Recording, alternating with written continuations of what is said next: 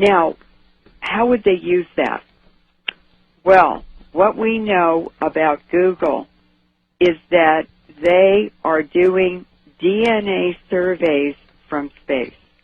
This would be NASA and the Navy. NASA is run by the Navy. They have been tracking and identifying isolated populations, for instance, in the Amazon, who have never had contact with Western people. These are villages of isolated people who are still living their traditional hunter-gatherer lives, right. And they've never seen a Westerner.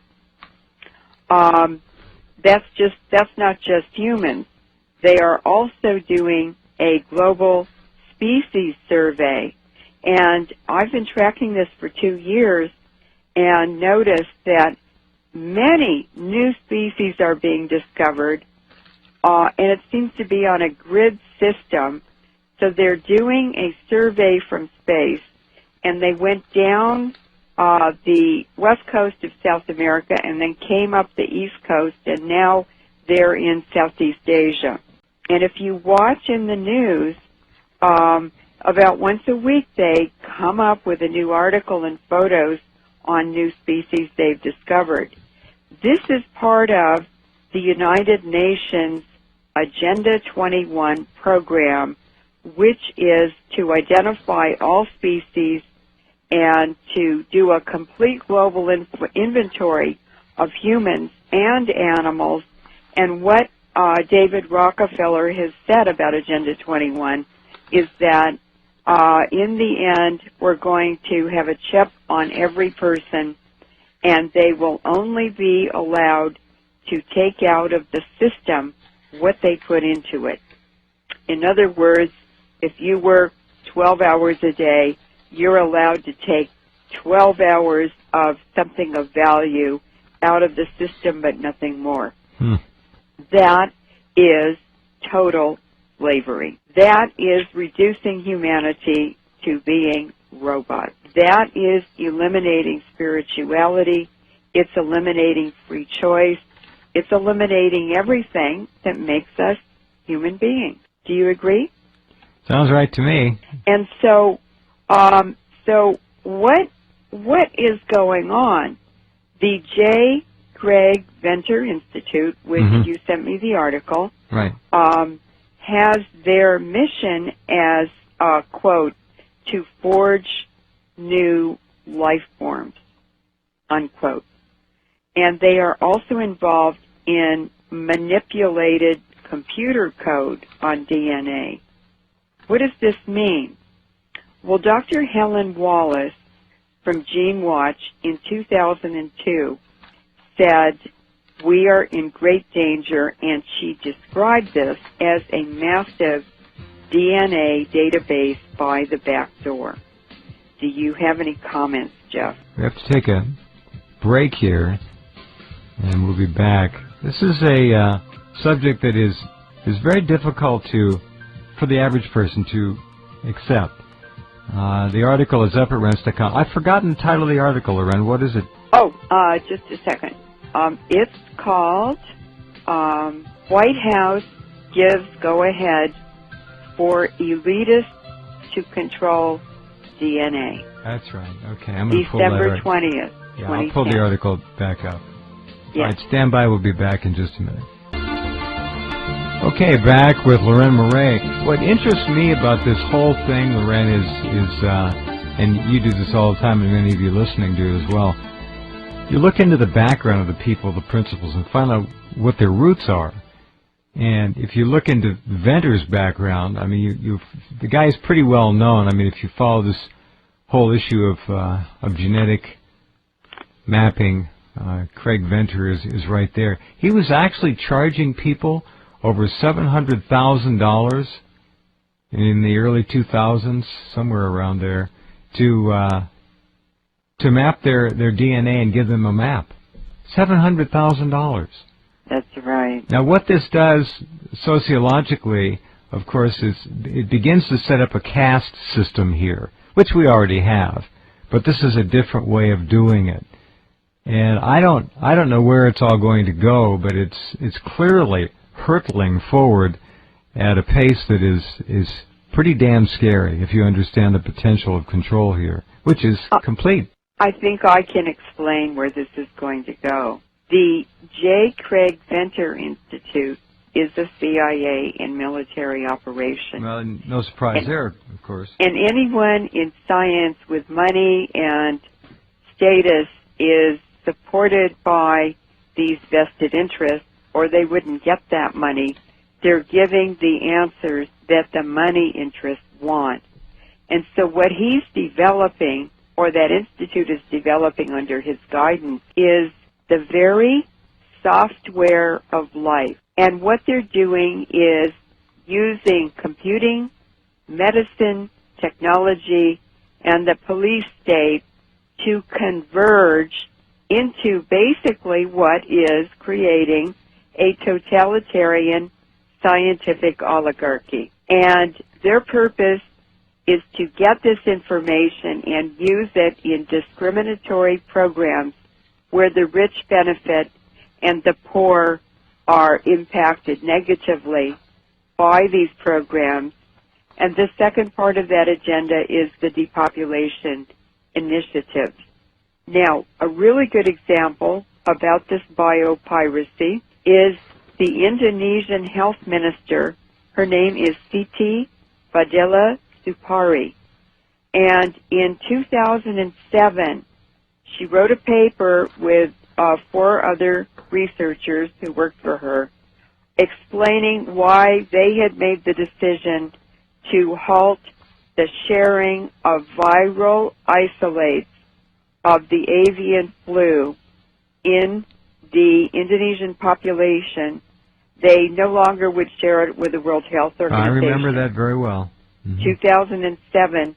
And they had been cooperating fully and giving samples to the WHO, the Centers for Disease Control, and then they Hong offered, Kong. and then they stopped making their sequences available, and then they offered to sell them. I mean, it was a pretty weird turnaround there. But go ahead, please. Well, there was a huge public outcry, and there were a lot of negative reactions to her from the vested interests and their operatives.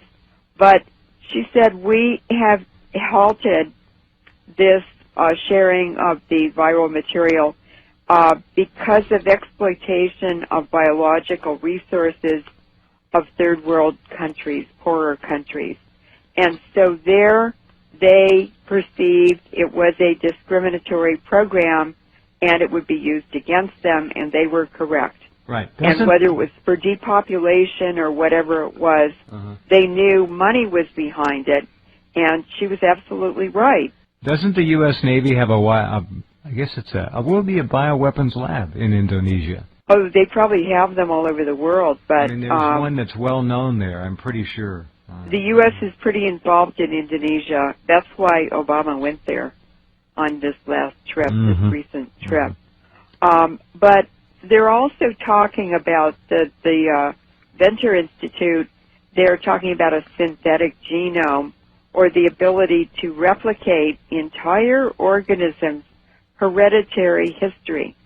So these are not simple programs. These are very sophisticated and very complex programs. Now, I did an interview on February 3rd, 2008, with Dr. Wynne Parker, who has a program called Parker's Pathways. You could probably Google it and find it on the Internet. It was 2 hours, and what I talked about was nanoparticle toxicity. And this includes fluoride, chloramine, chemtrails, depleted uranium, and then also nanoparticle mobility, how very, very mobile nanoparticles are, and a very new discovery that I had found just weeks before that interview.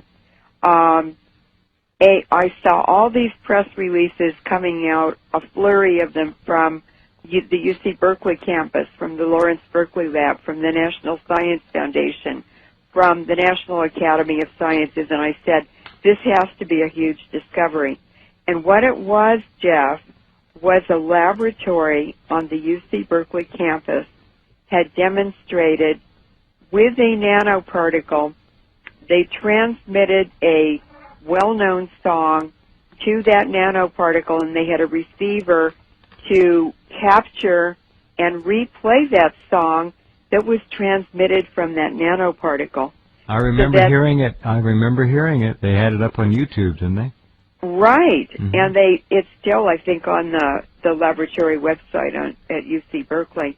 But I went, oh my God, what in the world is the application of that? Right. This is huge, because all those the whole scientific establishment in the U.S. would not be so excited.